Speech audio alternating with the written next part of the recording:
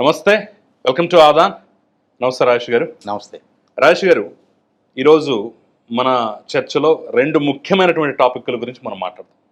Number 1, Chandrababu Naidu అరెస్టుకు సంబంధించి ఆహ్, ఒక ప్రత్యేక పరిశోధనాత్మక కథనాన్ని ఆంధ్రజ్యోతి పత్రిక ప్రచురించింది. అన్నీ తప్పులు తడకలే. తాడేపల్లి ప్యాలెస్ నుంచి దీనికి సంబంధించిన స్క్రిప్ట్ రచించారు.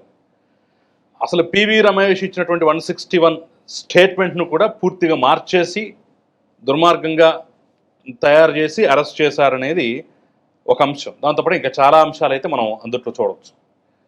అసలు ఏంటి దుర్మార్గం అనేది ఖచ్చితంగా మనం మాట్లాడదాం.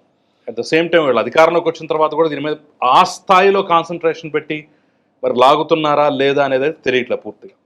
సరే, అదొకటైతే ఇంకోటి, గనుడు వెంకటరెడ్డి చాలా సైలెంట్గా గుట్టుచప్పుడు కాకుండా హ్యాపీగా బెయిల్ తీసుకొని 50 రోజులను బయటకు వచ్చాడు అనే అంశం కూడా తెలుస్తోంది. ఇక్కడ ఏసీబీ వాదన చాలా డొల్లతనంగా ఉందని, సమర్థవంతంగా వాదన వినిపించలేకపోయారని ఇక సోషల్ మీడియాలో అప్పుడే మొదలయ్యాయి. మీ చేతగానితనం ఇది, ఇంకా వ్యవస్థలో జగన్మోహన్ రెడ్డి నాటిన విత్తనాలు మహావృక్షాలు అయి ఉన్నాయని చెప్పేసి మరికొన్ని అంశాలు తెలుస్తాయి. ఇక మనకి బ్రీఫ్గా మళ్ళీ మాట్లాడుకోవాలంటే ఇక కొడాలి నాని ఇష్యూ కూడా ఒకటి మధ్యలో వస్తుంది. దాని గురించి కూడా మనం చర్చిద్దాం. ఆయన మీద తాజా కేసు పడింది. సో తత్సారం చేస్తున్నట్ట కొడాలి నాని విషయంలో, లేదంటే ప్రొసీజర్ ప్రకారం ఫాలో అవుతున్నారా అనేది కూడా మనం డిస్కస్ చేద్దాం. ఫస్ట్ అసలు ఆంధ్రజ్యోతి కథనం మీద తీసుకుంటే ఏం చెప్పొచ్చు అంటారు? 2023 సెప్టెంబర్ 9 ఉమ్, ఆంధ్రప్రదేశ్ రాష్ట్ర చరిత్రలో అంటే ఒక పాలకుడి కుట్రలు కుతంత్రాలకి నిదర్శనం, ప్రజాస్వామ్యాన్ని హరించడానికి నిదర్శనం, ఉమ్, అలాగే వ్యవస్థల విధ్వంసానికి కూడా నిదర్శనంగా ఆ రోజు మనందరికీ జ్ఞాపకం ఉండిపోతుంది. ఉమ్, ఎందుకంటున్నానంటే ఇంత నెగిటివ్గా డేట్ గురించి ఎందుకు చెప్పాల్సి వస్తుంది అని అంటే, ఉమ్, ముఖ్యమంత్రిగా చంద్రబాబు నాయుడు గారు ఆయన అవినీతికి పాల్పడితే సమర్థించాల్సిన అవసరం మనకు లేదు. ఆయన ప్రభుత్వంలో తనకు దక్కిన అధికారాన్ని అడ్డం పెట్టుకొని, ప్రజలిచ్చిన అధికారాన్ని అడ్డం పెట్టుకొని, ఆయన వ్యక్తిగత స్వార్థం కోసం ఉమ్, ఆయనకు ఆర్థిక ప్రయోజనాలు చేకూరే విధమైన తప్పులు చేస్తే సమర్థించడానికి మనం కూడా సిద్ధంగా ఉన్నాం. కానీ ఆయన మీద నమోదు చేసిన కేసు ఆయన అక్రమార్జనకు పాల్పడ్డారు అని చెప్పని. ఉమ్, కానీ వాస్తవ రూపంగా మనకి కళ్ళ ముందు కనిపిస్తున్న వాస్తవాలకి ప్రభుత్వం చేస్తున్న ఆరోపణలకి మధ్య అసలు పొంతం లేదు. ప్రభుత్వం ఏం చెప్పుద్ది, స్కిల్ డెవలప్మెంట్ కార్పొరేషన్ అనేది ఒక మిథ్య, ఉమ్, దాంట్లో సీమెన్స్ ఇండియా పెట్టుబడులు ఒక మిథ్య, ఉమ్, అంతా హంబక్కే. ఉమ్, అసలు స్కిల్ డెవలప్మెంట్ సెంటర్లో ఎస్టాబ్లిష్ అవ్వలేదు, సీమెన్స్ ఇండియా వాళ్ళు పెట్టుబడి రాలేదు అని చెప్పని. ఉమ్, కానీ ప్రభుత్వం తరపు నుంచి చంద్రబాబు నాయుడు గారు మాత్రం 10% కంట్రిబ్యూషన్ 3700 కోట్ల ప్రాజెక్టులో రాష్ట్ర ప్రభుత్వ కాంపొనెంట్ అయిన 370 కోట్లు మాత్రం విడుదల చేసేశారు. ఆ విడుదల చేసిన డబ్బు వివిధ షెల్ కంపెనీల ద్వారా మళ్ళీ తిరిగి చంద్రబాబు నాయుడు గారికి చేరినాయి. అంతిమంగా చంద్రబాబు నాయుడు గారి ఆర్థిక ప్రయోజనాల కోసం ప్రభుత్వ ధనాన్ని దుర్వినియోగం చేశారు. ఒక తప్పుడు ఒప్పందం ద్వారా స్కిల్ డెవలప్మెంట్ కార్పొరేషన్ అనే ఒక ఒప్పందాన్ని సాగ్గా చూపించి ఆయన వేరే రూపంగా ఆ కిక్ బ్యాక్స్ అందుకున్నారు. ఉమ్, ఇండైరెక్ట్గా బెనిఫిషరీ ఇక్కడ చంద్రబాబు నాయుడు గారు అని చెప్పని చంద్రబాబు నాయుడు గారి వ్యక్తిత్వాన్ని హననం చేస్తూ ఆరోపణ చేశారు. ఆయన లంచగొండిగా చిత్రీకరించారు. ఉమ్, ఆయన కుట్రపూరితంగా ప్రభుత్వ ధనాన్ని తన ఇంటికి దారి మళ్లింపజేసుకున్నారు అని చెప్పని ఆరోపణ చేశారు. ఉమ్, ఇక్కడే చంద్రబాబు నాయుడు గారు నిజంగా ఈ చర్యలకు పాల్పడుంటే, ఆయన తన అధికారం ద్వారా తనకి ఆర్థిక ప్రయోజనాలు చేకూర్చుకునే పనులు చేస్తే మనం కూడా ఎవరు సమర్థించం. కానీ జరిగింది వేరు.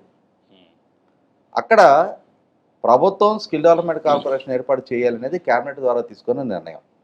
ఉమ్, అందులో సీమెన్స్ ఇండియా వాళ్ళతో జరిగిన ఒప్పందంలో కూడా 10% స్టేట్ గవర్నమెంట్ కాంపోనెంట్ కింద వీళ్ళు పెట్టుబడి పెట్టాలి. సీమెన్స్ ఇండియా డిజిటెక్ వాళ్ళ దగ్గర నుంచి 90% ఉమ్, వాళ్ళ పెట్టుబడి వచ్చేటప్పటికి కైండ్ ద్వారా జరుగుతుంది. అంటే ఆ ఒప్పందంలోనే మెన్షన్ అయింది ఏంటి అంటే, వాళ్ళు వస్తు రూపేణా వాళ్ళు పెట్టుబడి పెడతారు. ఉమ్, ఎక్విప్మెంట్ కానీ, నాలెడ్జ్ కానీ, సాఫ్ట్వేర్ కానీ, టెక్నాలజీ కానీ, దీని బదలాయింపు ద్వారా వాళ్ళకి సంబంధించిన 90% పెట్టుబడి ఆ రూపంలో పెట్టుబడి పెట్టడం జరుగుతుంది. ఉమ్, ఇక్కడ సిబ్బంది జీతభత్యాలు, అకామిడేషను, ఈ మెయింటెనెన్స్ వీటి కోసం అని చెప్పని 10% స్టేట్ గవర్నమెంట్ కాంపోనెంట్ నుంచి క్యాష్ రూపంలో పెట్టుబడి పెట్టాలి. ఇది స్థూలంగా సిమెన్స్ ఇండియాకి ఆంధ్రప్రదేశ్ రాష్ట్ర ప్రభుత్వానికి మధ్య జరిగిన ఒప్పందం. మీరు 10 రూపాయలు పెట్టండి, మేము 90 రూపాయలకి విలువైన వస్తువులు పెట్టుబడిగా పెడతాం. ఈ వస్తువుల్ని ఉపయోగపెట్టి విద్యార్థులకి నైపుణ్య శిక్షణ ఇస్తాము. ఇది ఒప్పందం. ఈ ఒప్పందం యథావిధిగా అమలు జరిగింది. రాష్ట్ర వ్యాప్తంగా 40 ఇంజనీరింగ్ కాలేజీలో స్కిల్ డెవలప్మెంట్ సెంటర్లు ఏర్పాటు జరిగింది. దాని ద్వారా లక్షలాది మంది నిరుద్యోగ యువతకి నైపుణ్య శిక్షణ ఇచ్చారు.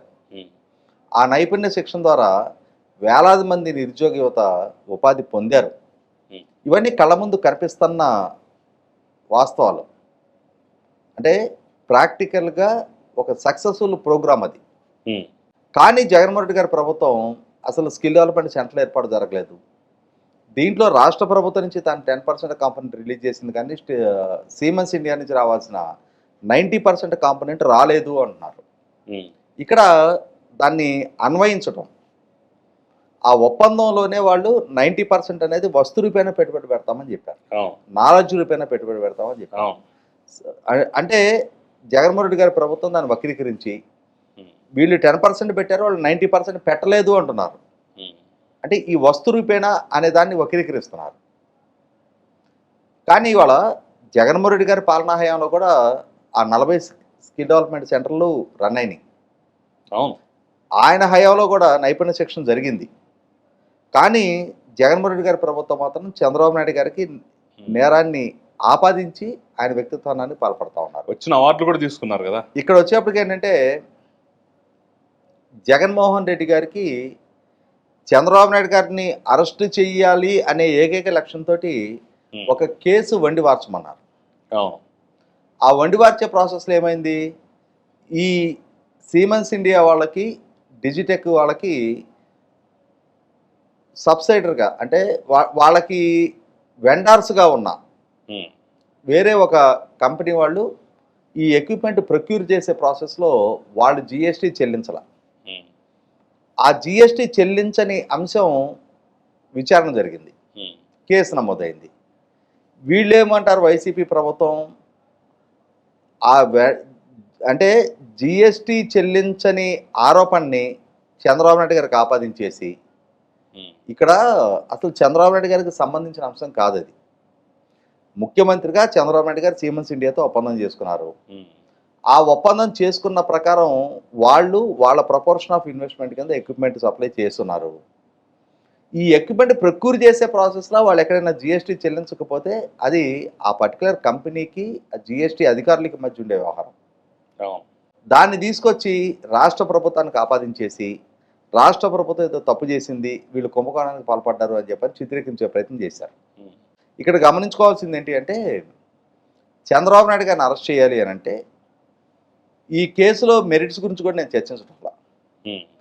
చంద్రబాబు నాయుడు గారు నిజంగానే తప్పు చేశారు, తప్పు చేసినా ఆయన మీద చర్యలు తీసుకోవాలి, కేసు నమోదు చేయాలి, అరెస్ట్ చేయాలి అని అంటే సెక్షన్ 17A అంటే ప్రివెన్షన్ ఆఫ్ కరప్షన్ యాక్ట్లో ఉన్న 17 సెక్షన్లో ఏ సబ్ క్లాస్ కింద గవర్నర్ గారి నుంచి అనుమతి తీసుకున్న తర్వాత కానీ చంద్రబాబు నాయుడు గారి మీద కేసు నమోదు చేయడానికి వీలేదు. గవర్నర్ గారి నుంచి అనుమతి తీసుకోవాలి అని అంటే గవర్నర్ గారికి ఈ కేసులో ఉన్న ఈ జరిగిన అవినీతి ఏదైతే వీళ్ళు ఆరోపిస్తున్నారో అవినీతికి సంబంధించిన సాక్ష్యాధారాలు గవర్నర్ గారికి సబ్మిట్ చేయాలి. ఇక్కడ జగన్మోహన్ రెడ్డి గారి లక్ష్యం చంద్రబాబు నాయుడు గారిని అరెస్ట్ చేయటం, కేసులో ఆయన్ని దోషిగా ఎస్టాబ్లిష్ చేయడం ఇవన్నీ కాదు. ఆయన మీద కేసు పెట్టాలి, కొన్నాళ్ళు జైల్లో ఉంచాలి. అంతకన్నా సాక్ష్యాధారాలు చంద్రబాబు నాయుడు గారికి వ్యతిరేకంగా దొరకవని ఆయనకి తెలుసు, ఎందుకంటే అక్కడ ఏం జరగలేదు కాబట్టి. అయినా సరే జగన్మోహన్ రెడ్డి గారు ఆదేశాలు తూచే తప్పకుండా పాటించి ఆయన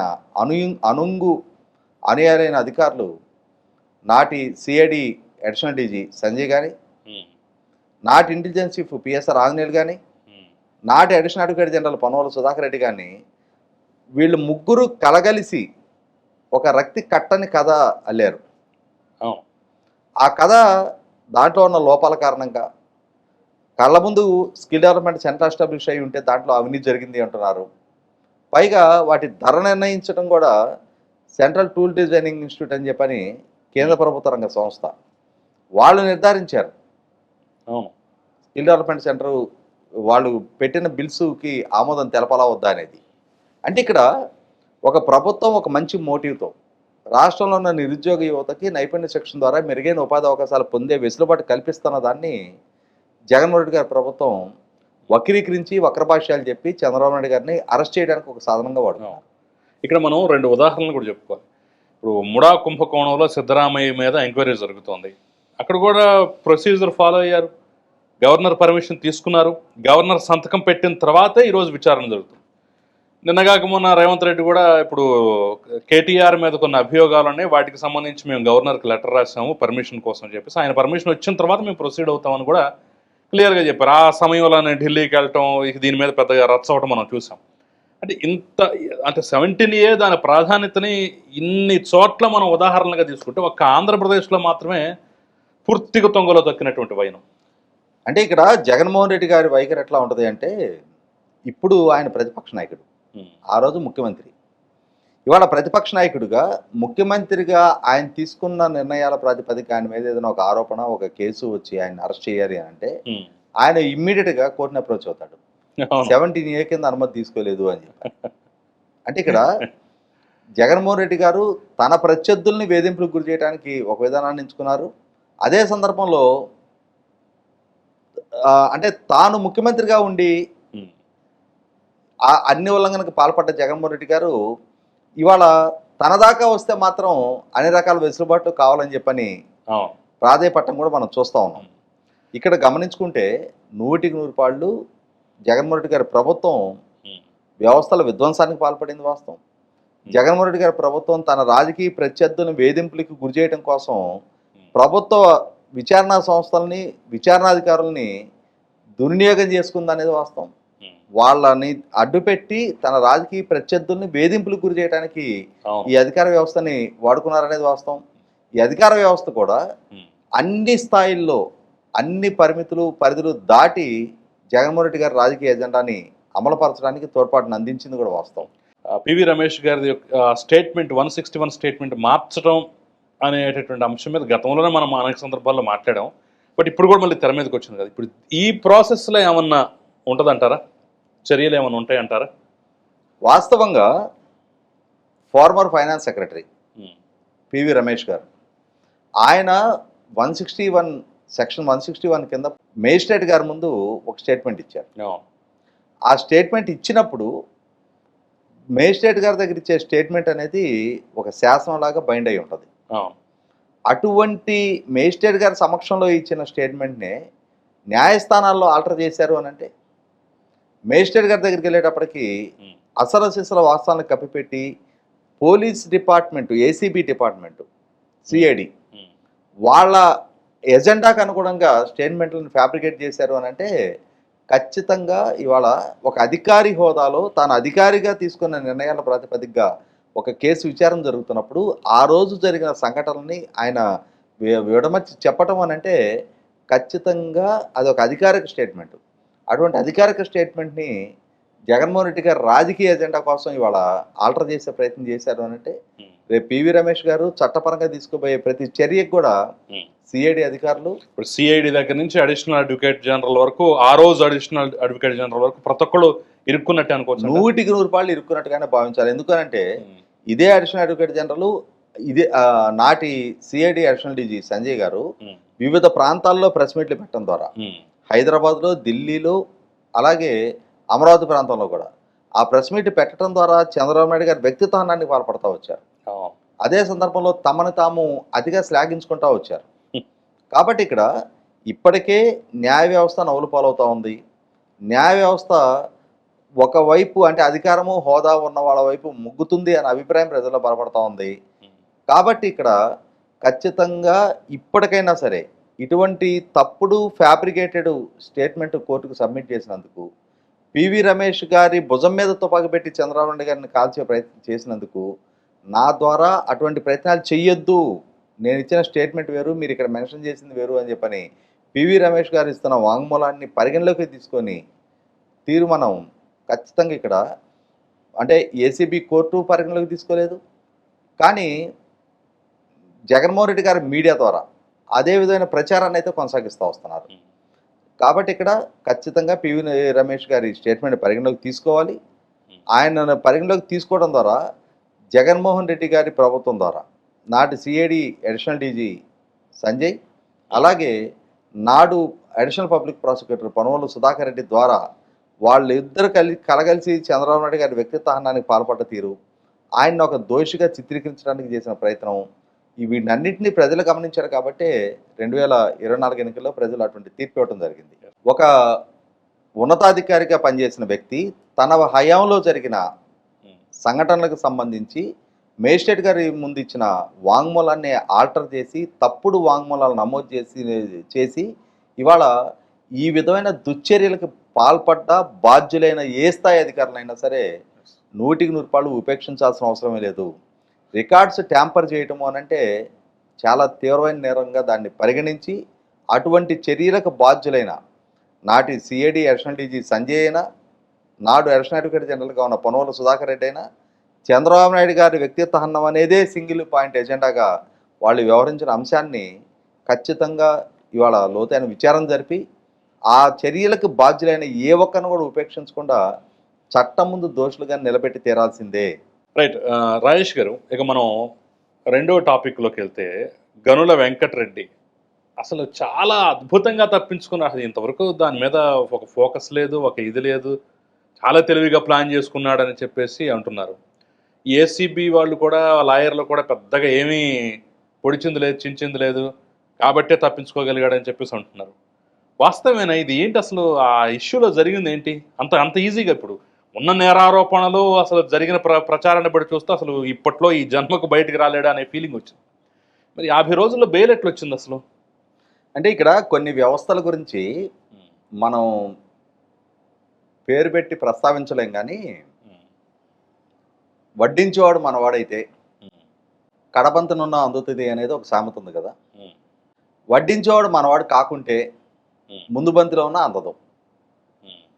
మనకి ఇక్కడ 2 ఉదంతాలు చెప్పుకోవాలి. Ponnavolu Sudhakar Reddy additional advocate general, అతను 2014-19 మధ్య కాలంలో చంద్రబాబు నాయుడు గారి ప్రభుత్వ హయాంలో వైసీపీ పార్టీకి ఫేవర్గా ఉంటూ ఆ రోజు లాయర్గా చాలా పబ్లిక్ ఇంట్రెస్ట్ లిటిగేషన్లు ఫైల్ చేశాడు.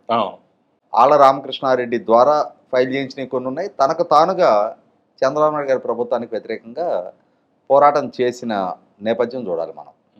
అయితే ఇక్కడ ఒక్క కేసులో కూడా పనుమల సుధాకర్ రెడ్డి సక్సెస్ కాలేకపోయాడు.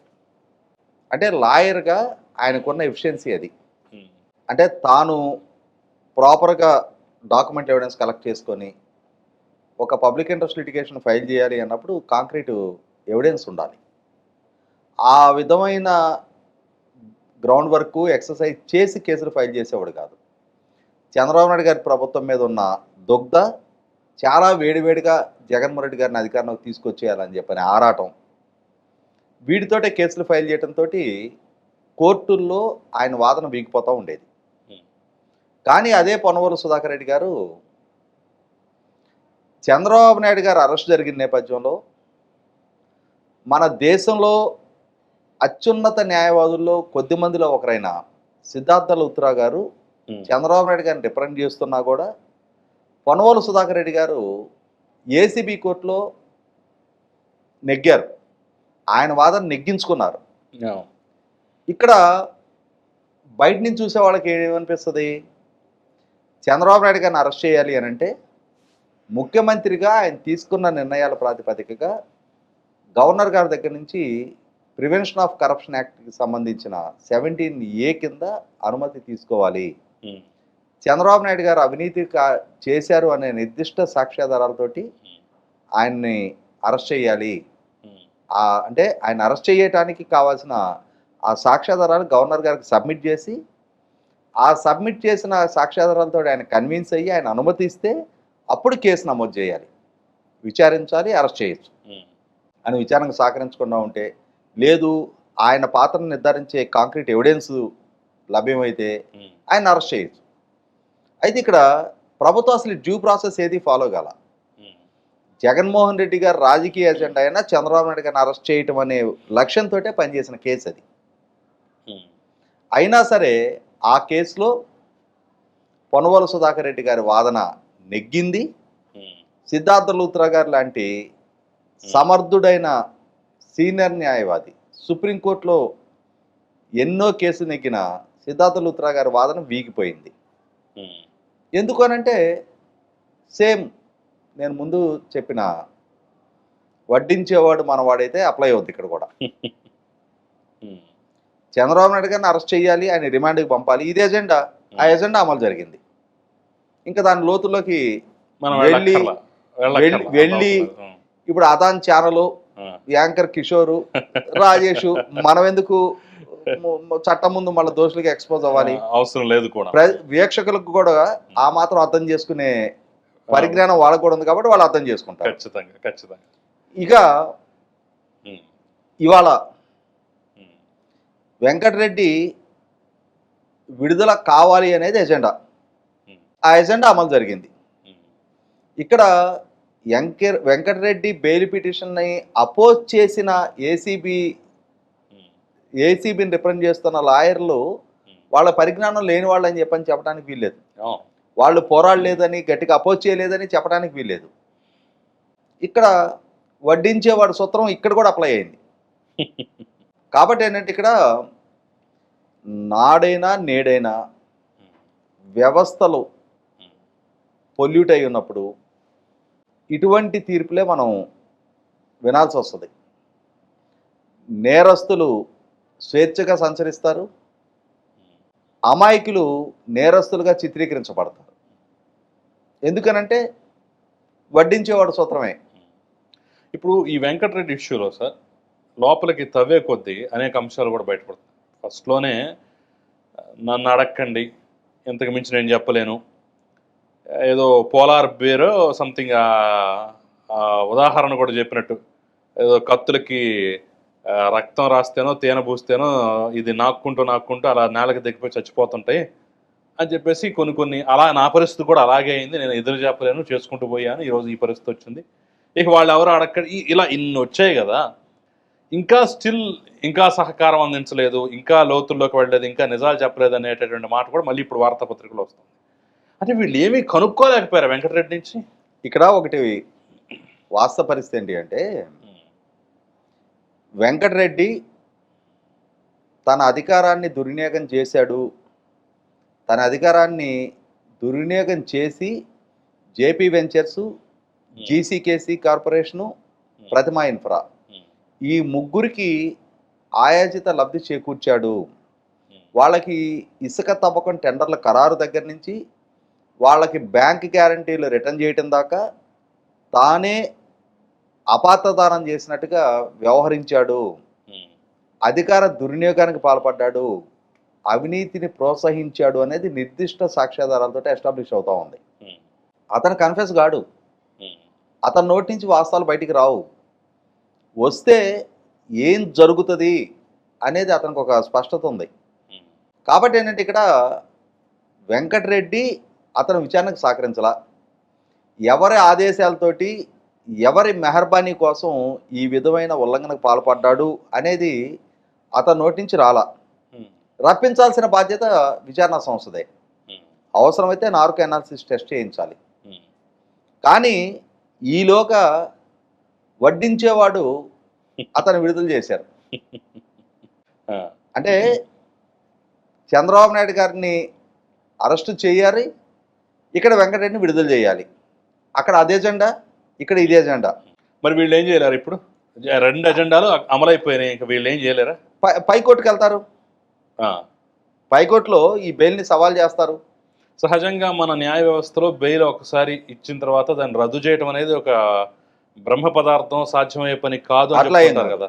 అంటే స్పష్టమైన సాక్ష్యాధారాలు ఉంటే, వ్యవస్థలు పారదర్శకంగా పనిచేయలేదు అన్న భావన కలిగించగలిగితే 100కి 100 పాళ్ళు ఉన్నత న్యాయస్థానంలో బెయిల్ రద్దు అవటానికి ఆస్కారం ఉంది. ఇక్కడ అతని ఆధ్వర్యంలోనే 2566 కోట్ల రూపాయల అవినీతి జరిగింది, ప్రభుత్వ ఆదాయానికి గండి కొట్టాడు అని చెప్పని నిర్దిష్ట సాక్ష్యాధారాలతోటి ఏసీబీ కేసులు నమోదు చేసింది.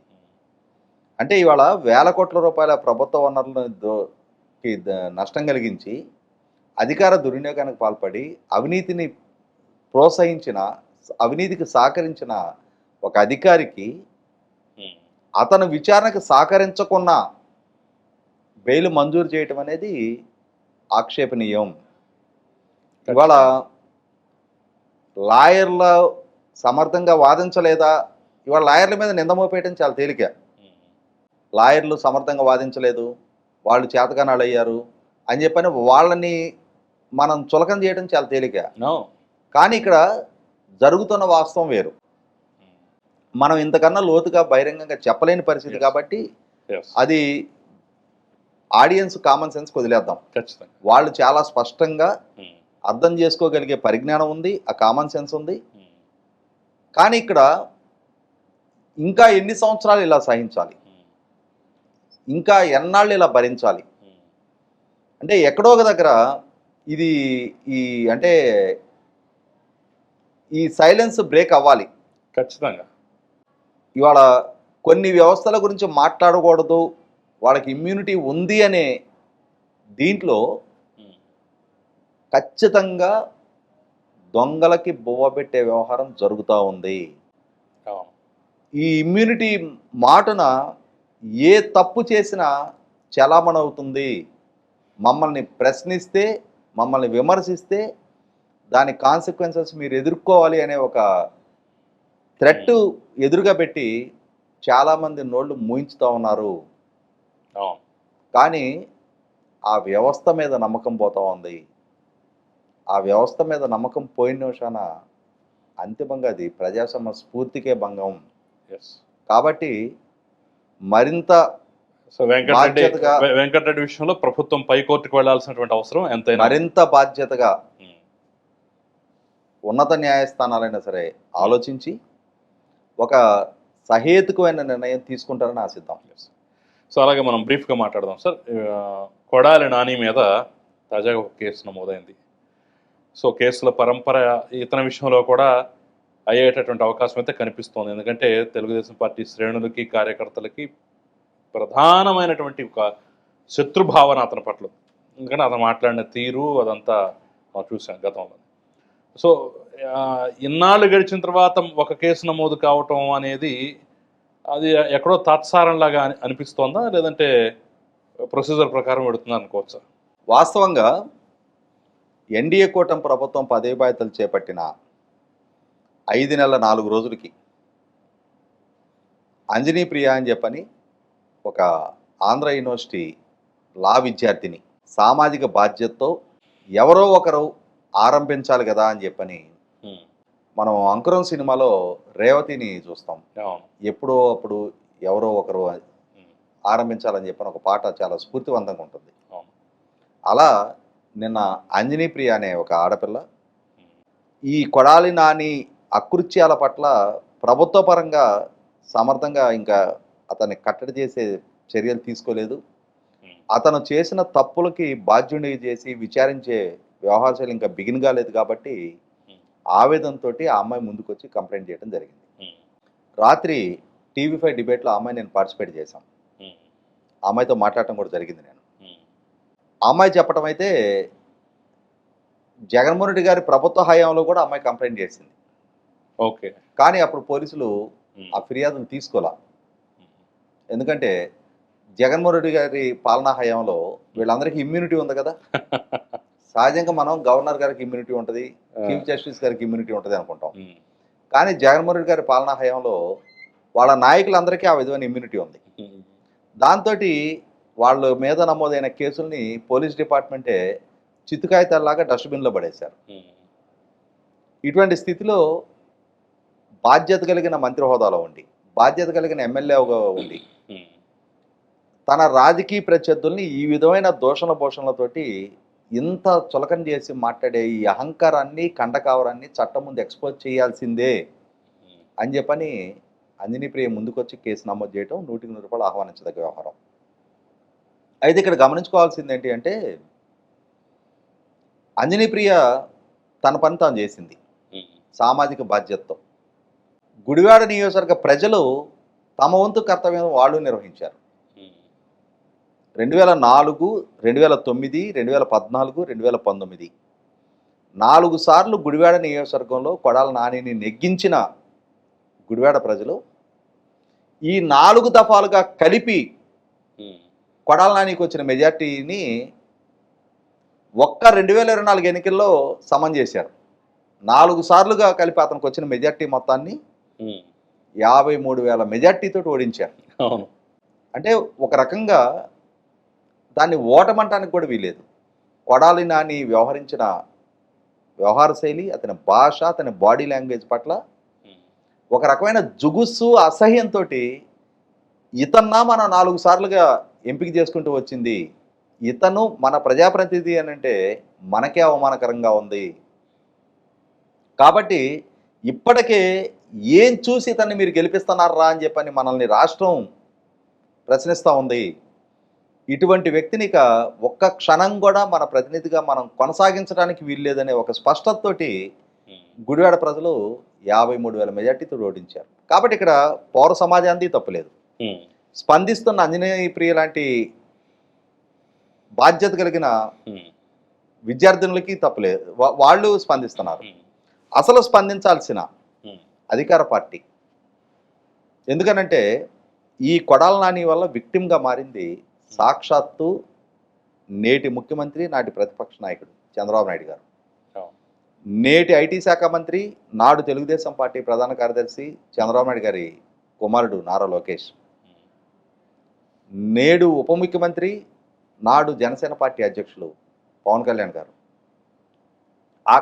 ఆఖరికి రాష్ట్రానికి అతిథులుగా విచ్చేసిన రజనీకాంత్ గారు, అమరావతి రైతులు, దేవినేని ఉమా గారు లాంటి సీనియర్ నాయకులు, సిపిఐ నారాయణ గారు లాంటి జాతీయ స్థాయి కమ్యూనిస్ట్ నాయకుడు, ఇవాళ వీళ్ళు లేరు, వాళ్ళు లేరు.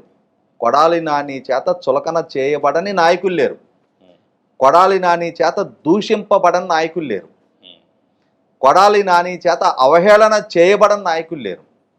ఇన్ని చర్యలకు పాల్పడ్డ వీళ్ళ వైపు నుంచి మాత్రం ఆ కేసులు నమోదు కాకపోవటం అనేది ఖచ్చితంగా ఆక్షేపణీయం. ఆ పర్టికులర్గా తెలుగుదేశం శ్రేణులు, జనసేన శ్రేణులు వీళ్ళు నమోదు చేయాలి కేసులు ఖచ్చితంగా. అదే సందర్భంలో కొడాల నాని మీద విచారించాల్సిన ఇంకా చాలా అంశాలు ఉన్నాయి. మనం గమనించుకుంటే కాకినాడ పోర్టు నుంచి 2019-24 పాలనా హయాంలో, జగన్మోహన్ రెడ్డి గారి ప్రభుత్వ హయాంలో లక్షల టన్నుల పీడిఎస్ బియ్యం ఎగుమతులు జరిగాయి. పబ్లిక్ డిస్ట్రిబ్యూషన్ సిస్టంలో పంపిణీ జరగాల్సిన రేషన్ బియ్యం లక్షల టన్నులు వైసీపీ నాయకుల ఆధ్వర్యంలో ఒక మాఫియా నెట్వర్క్ ఏర్పాటు చేసి ఎగుమతులు చేశారు ఆఫ్రికా దేశాలకి అని చెప్పని మనం మీడియాలో సాక్ష్యాధారాలతో తెలుగుదేశం అధికార ప్రతినిధి పట్టాభి వంటి వాళ్ళు 2019కి ముందు ఎన్ని లక్షల టన్నుల బియ్యం ఎగుమతులు జరిగినాయి, 2019-24 మధ్య కాలంలో ఎన్ని లక్షల టన్నులు ఆన్ అండ్ యావరేజ్ ఎగుమతులు జరుగుతూ ఉన్నాయి, ఆ వ్యత్యాసాన్ని గమనించండి. ఇవాళ రాష్ట్రం నుంచి ఇన్ని లక్షల టన్నుల పీడిఎస్ బియ్యం యాడ్ అవుతున్నాయి కాబట్టి రెగ్యులర్గా జరిగే ఎక్స్పోర్ట్స్కి భిన్నంగా ఇంత క్వాంటిటీ ఎక్స్పోర్ట్స్ జరుగుతున్నాయి అని చెప్పని సాక్ష్యాధారాలతో ఎక్స్పోర్ట్ చేశారు. మరి ఆ రోజు సివిల్ సప్లైస్ మినిస్టర్ ఈ కొడాల నానియే. అవును. అదే సందర్భంలో కొడాల నాని సివిల్ సప్లైస్ మినిస్టర్గా ఉండగానే సివిల్ సప్లైస్ కార్పొరేషన్ ద్వారా తీసుకొచ్చిన రుణాలని వేరే అవసరాలకి దారి మళ్లింపు చేశారు. వాటికి జవాబుదారు అతనే. ఎందుకంటే ఏ అవసరానికి రుణం తీసుకొచ్చారో ఆ అవసరాలకు మాత్రమే వినియోగించాలనేది రిజర్వ్ బ్యాంక్ గైడ్లైన్స్ ఉన్నా కూడా, కేంద్ర ప్రభుత్వ మార్గదర్శకాలు ఉన్నా కూడా వాటిని ఉల్లంఘించి ఆ నిధుల బదలాయింపుకి సహకరించిన వ్యక్తి కొడాల నాని. మీరు ఎన్డీఏ కూటమి ప్రభుత్వం అధికారంలోకి వచ్చినాక జరిగిన ఒక సంఘటన గుర్తు చేసుకుంటే, గుడివాడ నియోజకవర్గానికి సంబంధించిన ఒక వ్యక్తి కొడాల నాని మీద బ్రోరేజెస్ కార్పొరేషన్ ఎండి వాసుదేవ్ రెడ్డి మీద కేసు నమోదు చేశాడు. ఆ కేసులో ఆరోపణలు ఏంటి అంటే, ఇతనికి సంబంధించిన ఒక గోడౌను బ్రోరేజెస్ కార్పొరేషన్ వాళ్ళు అద్దెకి తీసుకున్నారు రిజిస్టర్డ్ అగ్రిమెంట్ ద్వారా.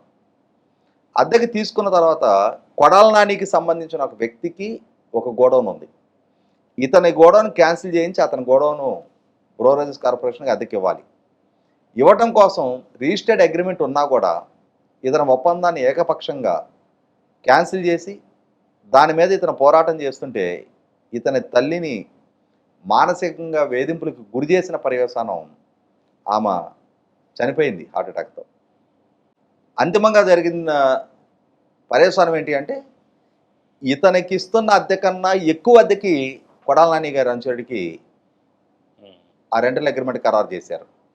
అంటే ఒక పక్క ప్రభుత్వ ధనాన్ని నష్టం కలిగించారు, అదే సందర్భంలో ఒక రాతపూర్వకంగా ఉన్న అగ్రిమెంట్ని ఉల్లంఘనకు పాల్పడ్డారు.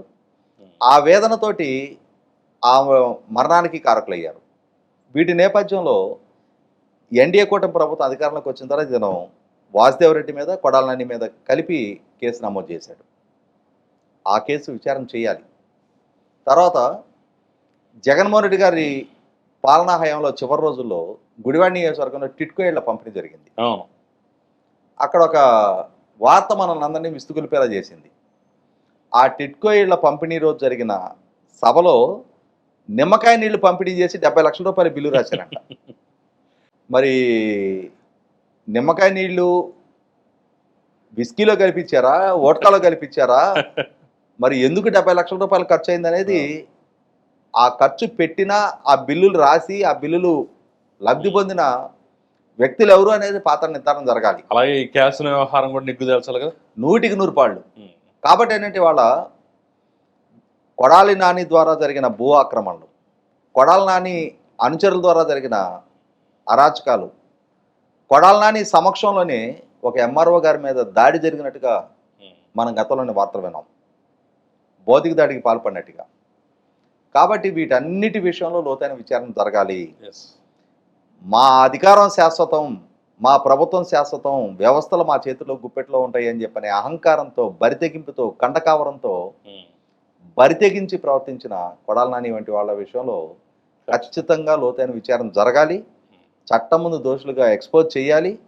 మరొక కొడాలి నాని లాంటి వ్యక్తి సమాజంలో తయారు కాకుండా ఇటువంటి ప్రవర్తనకు ఎదురు కాబోయే పరిస్థితులు, పరిణామాలు ఏంటి అనేది రుచి చూపించాల్సిన అవసరం కూడా ఉంది.